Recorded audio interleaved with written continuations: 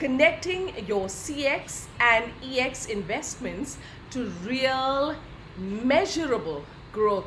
We have with us someone who's recognized as one of the global experts in the field of customer and employee experience strategy, mapping and design.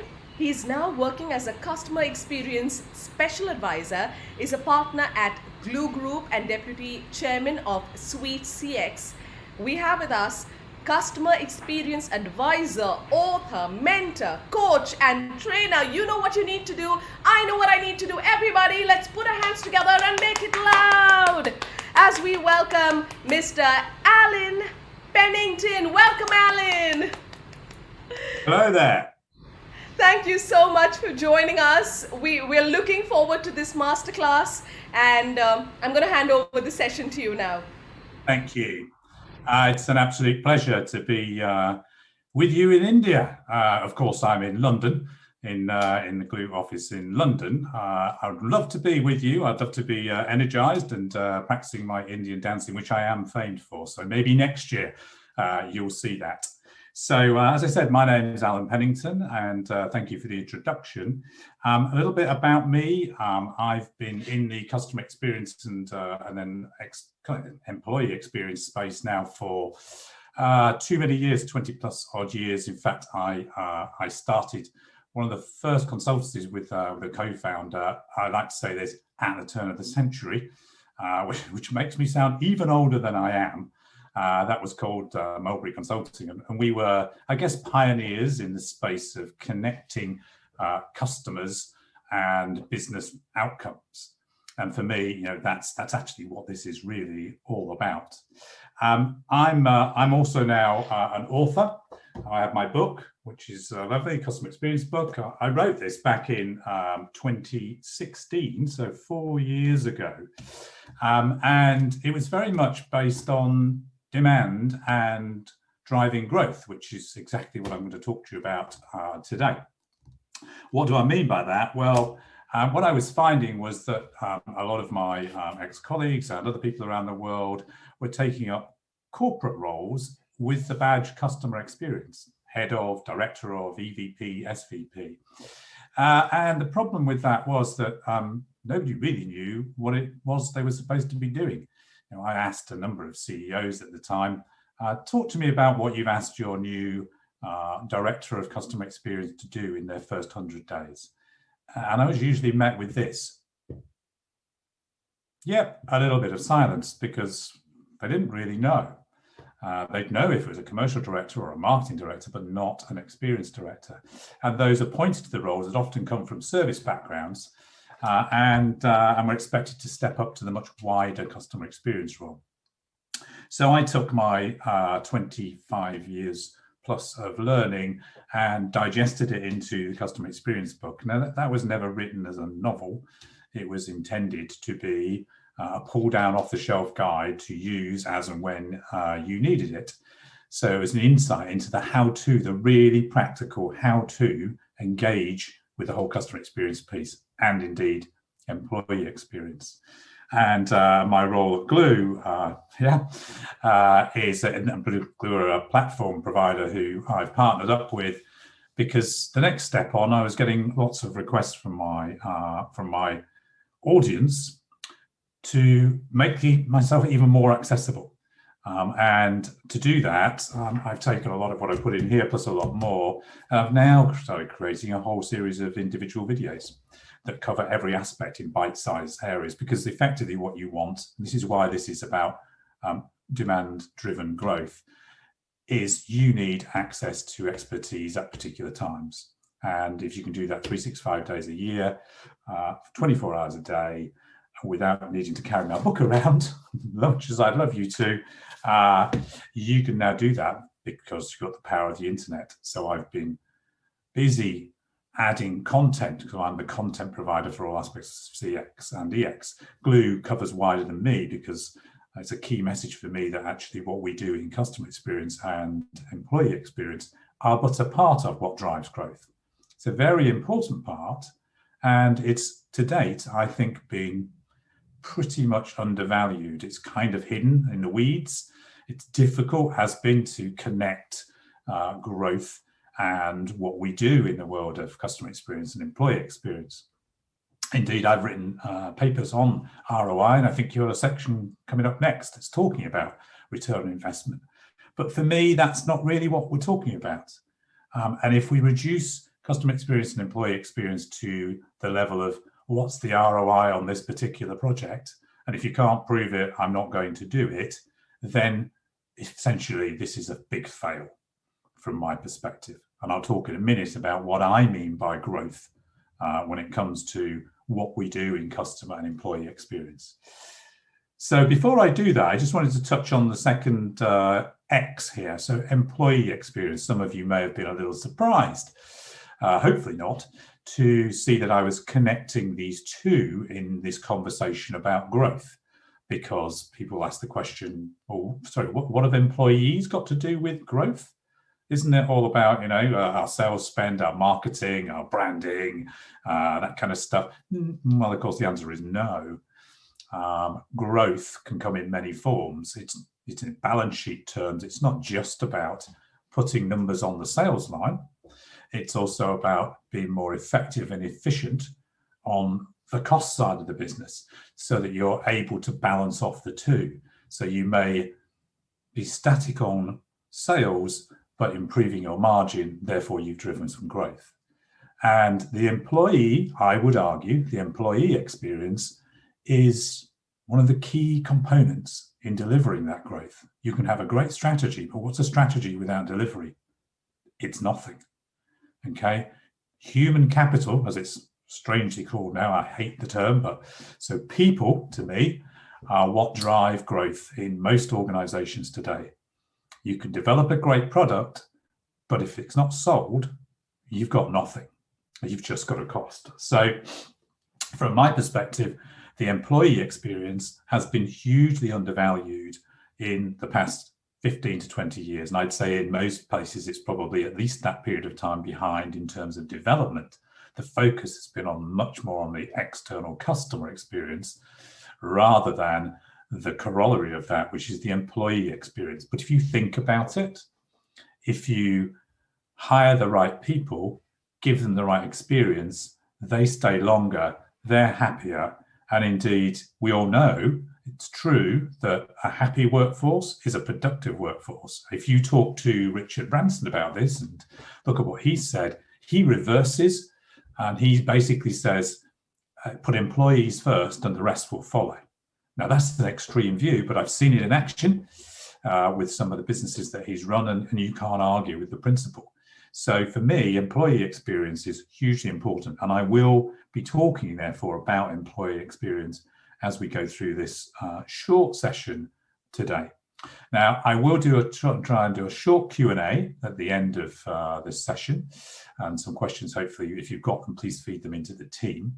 And I'll also share with you at the end through the team a link to my place on Glue, where I'm issuing a 5-day challenge to try and get people to think more and actually learn quickly some hints and tips about how to improve the experience in their organization in short order. So we'll do that at the end. So for me, the big problem with CX and EX remains that people still see it as discretionary.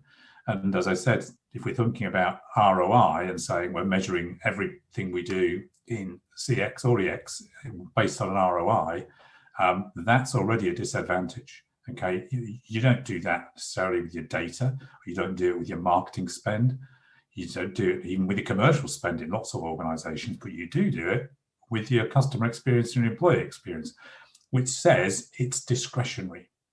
Now, how can a fundamental like the service that you deliver or how you manage your product experience for me as a customer be optional? It is frankly crazy. So for me, it's absolutely about ensuring that we move views so that we don't have customer experience and employee experience as discretionary on the executive radar. Because what that means is if there's an issue, short-term, revenue, sales, profit, it's straight in the firing line to be cut. And if you cut that, then you've got real problems. whenever there's a crisis, and there have been a few, as we know recently, it's very tempting to start to cut things that are service related. And from an employee point of view, it's very easy to lose sight of how important it is to focus even more on your employees at times of crisis, when individually we always look inward. What's the risk to me? Okay, and you take your eye off the ball when it comes to the external customer if you're too concerned about what happens to you as an individual, and that's perfectly human and normal, don't get me wrong. So the employee experience typically driven through the HR function, and I've seen a few HR professionals involved in this, which is fantastic, frankly. The focus has been switched to well-being. How are our employees?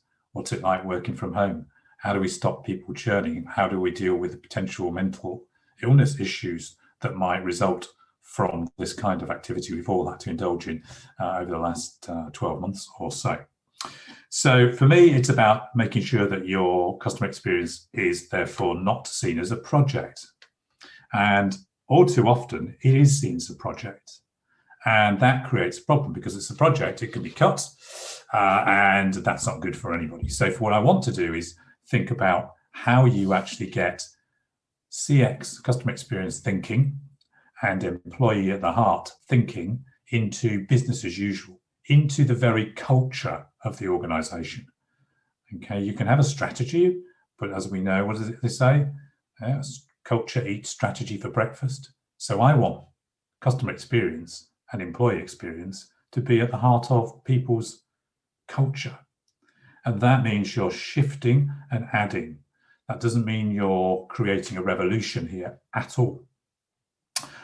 So let's just bust another myth while we're here. And people, a bit controversial, but customer centricity is not the answer.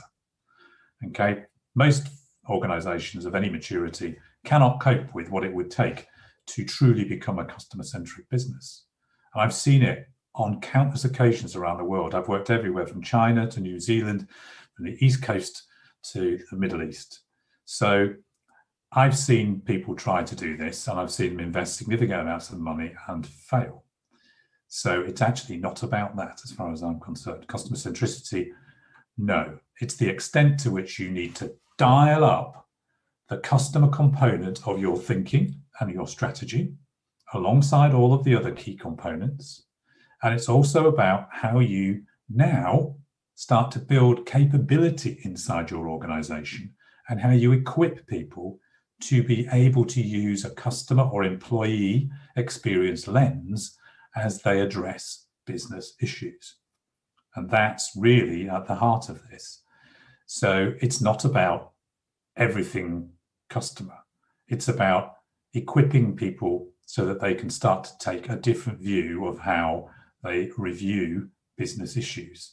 And one of the ways that I encourage people to do that is to think about a business issue in terms of a customer or employee outcome.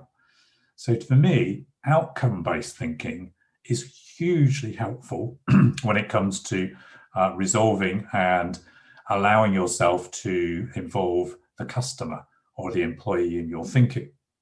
So let me give you an example of what I mean by that. So at the moment, I'm doing some work with one of the big 5 consulting businesses inside their own organization.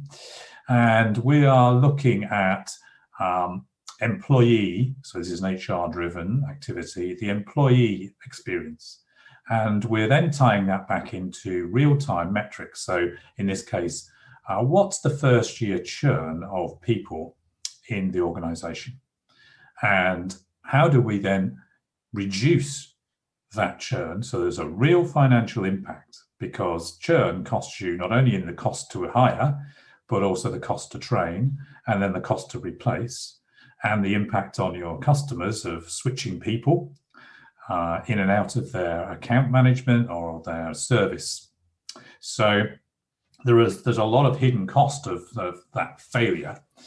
And that's then based in, well, you could do lots of individual tasks, yes, but what is it we want to achieve? So you base it on an outcome, and the outcome is that we retain more employees after the first year than we used to. And what can contribute in terms of experience to that? Well, you can go all the way back to how you advertise your jobs, how you hire and select. It's a big area for me at the moment because as we sit here now, there will be tens of thousands of people going through an interview. That process hasn't changed, I would suggest, for probably, that's my other computer, for probably 50, 60 years. It's about panels of people. It's about sending in a CV. It's about maybe a 1 hour session and then your life is decided. That to me is madness. The world has moved on and there are much, much better ways and smarter ways to do that. Much smarter ways to ensure that you get the right people, that you hire the right people. But then once you've hired them and made that work, they've had a great experience, you then have to deliver when they arrive. So what's the onboarding all about? How does that fit with what they're expecting based on what they've heard? How does that fit with the external brand of your company? How do you ensure that your management are doing their job to ensure that somebody feels comfortable, feels confident that they've made the right decision by joining your firm? Okay, in some cases, this may be very expensive people you're hiring. So there are great examples of how by creating an outcome base, you can think about it in a different way. Or similarly, at the other end of the spectrum, when it comes to people leaving the organization, you need to think about the impression they have when they leave. We're an incredibly connected world today. And if you have a poor leaving experience, you're just changing job and it was awful, didn't work for you, what do you think you're going to say about that firm to other friends, colleagues, people who might otherwise have gone to work for the firm? Probably not too much. So in this case, taking another example, when you leave, you want all your money and everything else to be accurate. You don't need to be chased. You don't want to be chasing. So and there's a lot of things that can happen. And if you align behind an outcome that says the financial end point is 100% correct, there are lots of then initiatives that you can put in place behind that. But they're all supporting an employee experience, which is, I had a good leaving experience, which, so again, so few firms even think about. I could think of the hundreds of customer journey maps that I've done over the years where leave has virtually no interactions or touch points. It's just goodbye. Well, that's perhaps not the best policy today moving forward. So there are a number of different factors in play here. And I think from a terminology point of view, I want to just touch on what investment means, because investment is often seen in a very narrow way. It's considered to be about money. So when I put in this title, Your Investments, I wasn't just talking about money, because that's the easy bit. I was talking about other things. I was talking about things like the extent to which you involve or engage your business with training and equipping people. That's an investment. And how you continue to develop that and evolve that as your proposition changes. So do you train your people? Well, that may be a small investment cost, but actually it's not really a big thing. Investing in the people to deliver your brand promise is effectively what we're talking about here. So if you are investing in that way, it's a slightly different take on investing $50,000 in a project to do some mapping. I would rather that you invested a lot less than that potentially and didn't require an external consultancy to do that work for you. And that's another key message for me in the current world. It used to be, and I was in the consulting field, so I know all about it, that firms saw this as something you needed to bring an external team in to do for you. We need to do some mapping of our customer or employee experience. Let's bring in some outsiders. Now, when I was doing that, we always said, we want members of your team to be involved, and that's about knowledge transfer. And I could probably count on the fingers of one hand the firms that actually lived up to that. Because what happens is, as soon as the consultants are in, the existing team melt away and allow you to do the work. So yes, you get a great report, but in reality, you're not left with much in terms of an asset. You might have a journey map, but you don't really know what to do with it unless you spend more money. So today's smart businesses aren't thinking that way. Today's smart businesses are thinking, we need to develop this as a capability and a skill set. So that fits into the employee bucket. So capability matrices from an HR perspective. And I don't just mean customer experience specialists who are identified in a team, but I mean much broader than that.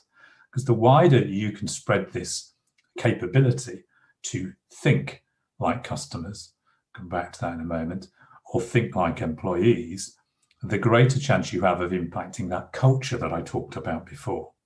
But yeah, there are some simple things you can do to impact the culture. It will cost you absolutely nothing. You can talk about customers more. You can make a conscious effort in all of your internal communication to talk about customers, to talk about employees, to share stories, which are a great way of conveying information. So in terms of impacting on your culture, there's lots of things that you can do. Similarly, if you've got the capability inside your team because they've been trained or they have access to the right tools and approaches and expert input, that they can map their own experiences, be that something as simple as what's the onboarding, through to the whole end-to-end life cycle that your customers have. And you can constantly evolve that because you have the capability and in-house resource to do that, then you're far more likely, I would suggest, to do it. Okay, because you're not then trying to get finance to agree to fund a piece of external work on customer journey mapping or customer experience design. So if it's fundamental to your business growth and success, and hopefully I'm beginning to persuade you that it absolutely is, then that's the only way to go. It's the only way that makes sense. It's the reason I wrote this book, because it's an asset for people to use themselves without having to bring in consulting businesses or external advisors to get them on board with it. So those investments are small scale. They may be personal training and development spend, but they're not of the kind of order that frightens finance directors and actually means that what you do is you do a series of one-off projects that have no continuity to them and have little or no effect on the culture of the organization because it doesn't involve the culture of the organization. Of course, one of the big challenges is at a leadership level. And I work really hard now in my private capacity and indeed through Glue to help senior leaders to understand what their role is. Now, why is that an issue? Why should that be an issue in terms of driving growth and connecting growth and being able to measure it? Well, the reality is this is still quite new. And most of the people at the most senior levels of your organization today will be slightly older, maybe even my vintage age. And whilst intuitively they understand that this is really important for growth, they don't understand how to measure it. And they don't understand how they can influence it. And they sometimes put it in, it's a bit too difficult. It's going to take up too much of my time. I'll kind of pass it on to somebody else. And I will just concentrate on what I know. So it's part of my mission is to try and ensure that senior executives realize that this isn't overly disruptive. This isn't something they need to invest huge amounts of time in. They don't need to become customer experts, as most people in the organization do not need to become CX experts. They just need to know enough, and they just need to have it in their consideration set when they're looking at business issues and looking to resolve business problems. So that consideration set is really, really important. And for me, to get into that consideration set means I've got access to the tools and methodologies and thinking that I need when I need it. Okay. So we've all been on courses, haven't we? And I used to love going on courses. They were fantastic. The best one I ever went on was finance for non-finance managers, which was an eye-opener. But I felt I needed to know it. Okay.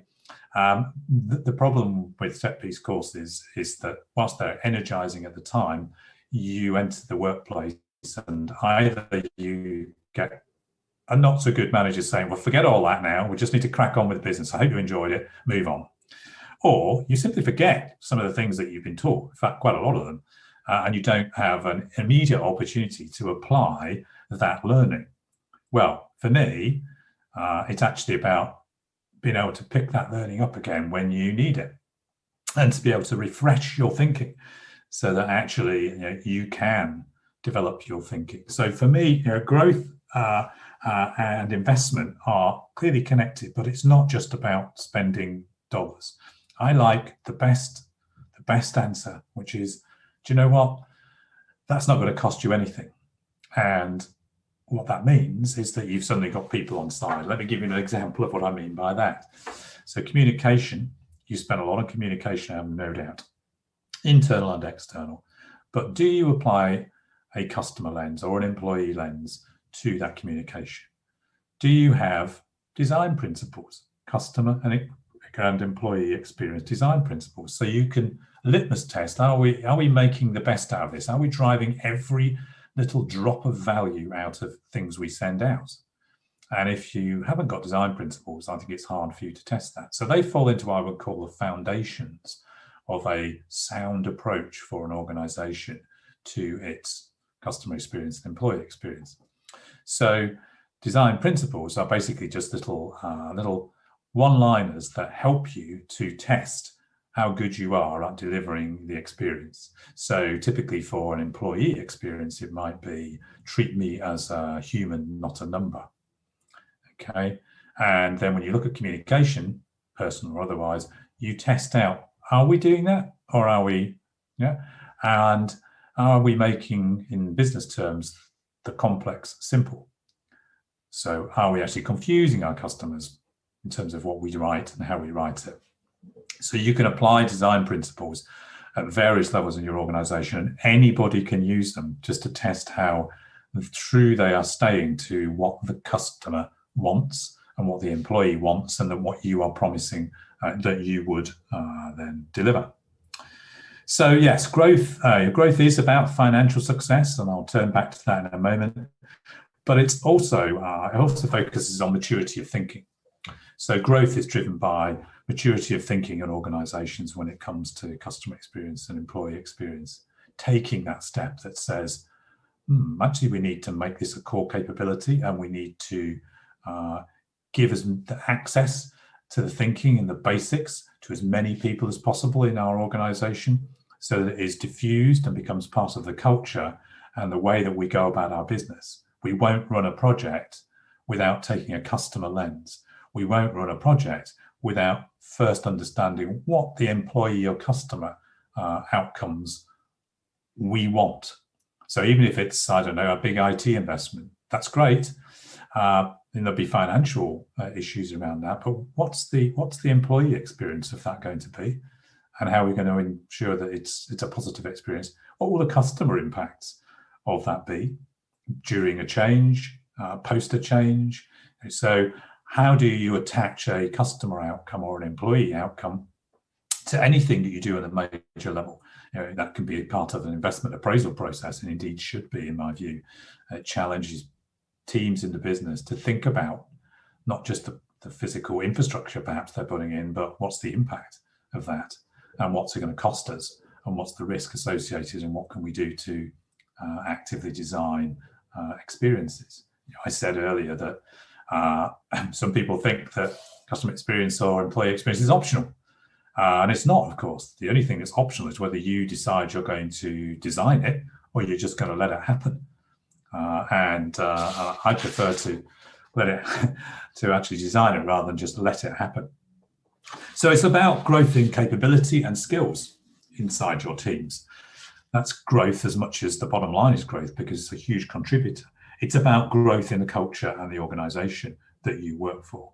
The role is to generate confidence amongst individuals, teams, leaders, that they can engage with customer experience and employee experience in a very meaningful way, a very valuable way, and a very fun way. and make a difference as a consequence of that.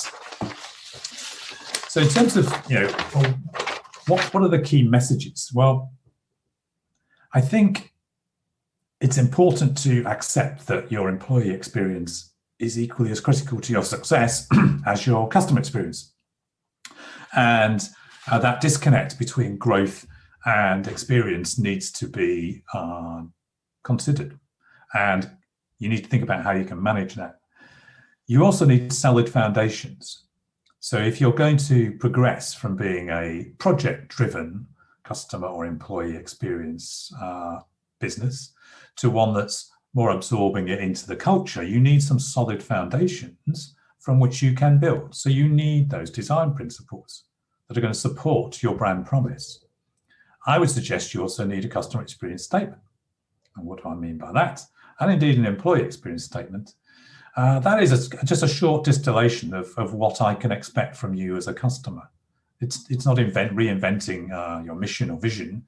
It's just putting it into words. I often ask people, ask yourself, just in a very short paragraph, what can customers expect from our business in terms of an experience that they're going to get? And if you can't do that, it's very difficult to then design what that experience is going to be, isn't it? So actually, thinking about how to do that is really important. And that framework's to help you to do that. Customer journey maps. Most people will have heard of customer journey maps and employee journey maps. For me, they are a foundation, okay? But there are amazing methodologies out there now. I mean, I've been doing this for 20 plus years, right at the very forefront of journey mapping, when we used to spend weeks and weeks and weeks developing the as-is version, and often got no further than that. So actually, on a page view of the end-to-end outside-in customer experience, not what you do, not process maps, very clear distinctions are required. And only latterly have people been thinking about the employee journey in the same way. But again, I have approaches and templates that speed that up. Because actually what you want to get to is that foundation of where we are, but you also want to quickly move into where do we want to be in order to deliver the growth that we are suggesting to our shareholders or our staff. Where does the experience need to move to? And then once you've created that future state, what's the migration path and how do we do that in a manageable way? And by that, side note, I do not need transformation. I personally hate the word transformation because, once again, I've seen very, very, very few businesses that have ever transformed. And if you go away and look up the dictionary definition of transformation, you'd never use the word in a business context because it's pretty much impossible to deliver, in my view. What you're looking to do is evolve, and you can evolve at different paces in different parts of the organization in order to drive change. So my mantra is you should be looking for thousands or hundreds or tens initially of tiny changes that are delivered by a widest possible range of people in your organization. Okay, so you can imagine just using the word customer more often and having 1,000 employees use the word customer twice a day. You've got 2,000 instances of something happening. And those little things are what will change your culture. It's not a big project. It's not about buying a new bit of kit. It's not about rebranding. It's about your culture and how people go about their day-to-day business. And how can you influence that? And you influence that not through having a central team of 3 or 4 people who are challenged with, you're the customer experience team, go do it. It's about having every single person in the organization recognize that they have small contributions to make to that overall experience that you or I have, okay? We can impact growth because the finance team send out an awfully worded debt chase that really upsets a key client and they leave, okay? Or you can lose a customer because you're, as happened to my wife this morning, because your payment system didn't work properly and told her that her payment had not been made, had been refused. But when she checks her bank, oh, actually, no, it hasn't. Now that loses trust. So every department has its role to play. And all too easy it is for back office to kind of go, well, not us. We don't deal with customers. Well, actually, my argument is that you do. So, from my perspective, growth is a function of a lot of things. But my message to you is that culture is really, really important in the future. And if you don't make it a part of your culture, then you're only ever going to be suboptimizing what you can do. Now, I'm aware we're coming fairly close to my close time. So I just wanted to, if there's any questions out there, if somebody wants to put them into the chat, that's fine. And otherwise, I will just wrap up myself. So why did I write the book? Well, I wrote the book because it was there to help people when they need it. And I'm still hugely gratified that I get messages from around the world from people saying how much they use it. Not everybody likes it. That's the nature of it. But people do use it, which is fantastic.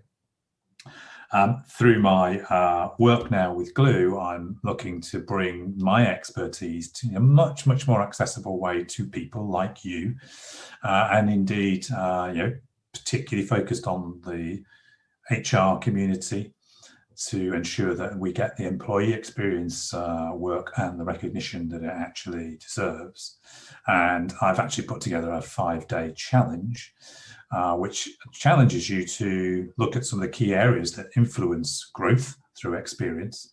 And that will be available, I think, on the chat in the room. So feel free to click on that and have a look. That would be that would be great.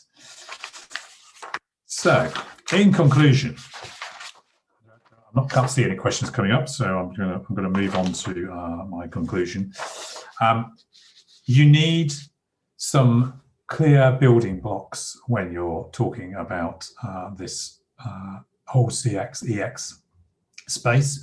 Build on solid foundations, not a house built on sand, and you are hugely more likely to be successful. If you want to educate your teams, and you should, then there's a lot out there now that you can start to engage with. Not only my material, be that through Glue or directly.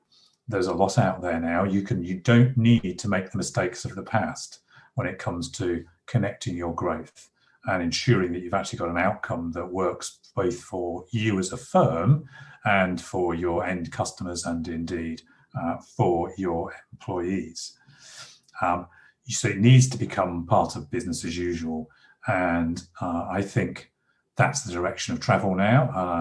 I'm hugely looking forward to engaging with hopefully some of the people in the audience today to take that thinking further forward and to provide you with access to me and the assets at my disposal to provide help. It's for me now. I've done my consulting. I'm now into advising, educating, helping, and hopefully bringing some real insight and building confidence from both the leadership level, where I'm happy to do one-on-one, through to day-to-day, I'm about to run a CJM workshop. Oh, I don't know what I need to do. I've forgotten. I'm planning to do this. How do I do it? I don't know. Should I be using NPS on its own, or should I be using a whole range of other things? So that, for me, is what growth is all about. Growth is about building a capability in your culture that will therefore directly influence the real business targets that you have, from P&L down to the qualitative view that people have about your business moving forward. And at that point, 5 minutes early, so if there are any questions, happy to take them. Otherwise, I'm going to bring my presentation to a close and hand you back to Sanaya. Okay, well, thank you so much, Alan.